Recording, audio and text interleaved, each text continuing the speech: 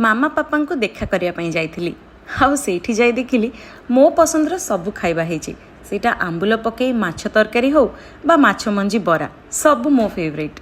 पापांकर गोड़ ऑपरेशन पर से तो एबे बेड रेस्ट रे तो मामा को कहीं बोर करी तांको भी मु काम रे लगेदेली आ मामा जितेबेले मो मुंड कुंडे दियंती आउ खजुरी बेणी कर दियंती मु टिके बेसी सुंदर देखा जाए तो तांको भी मु काम रे लगेदेली।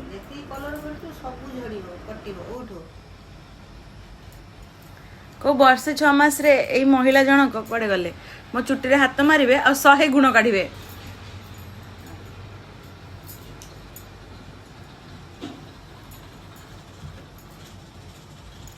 झियो आसीथिला खबर न दे फरमाइश टिके माछ तरकारी आउ माछ मंजी बरा। माछ मंजी बरा खाइली 2 मिनिट रे तरकारी आउ भात खाइली 2 मिनिट रे एबे मामा म खजुरी बेणी करूचंती 2 मिनिट रे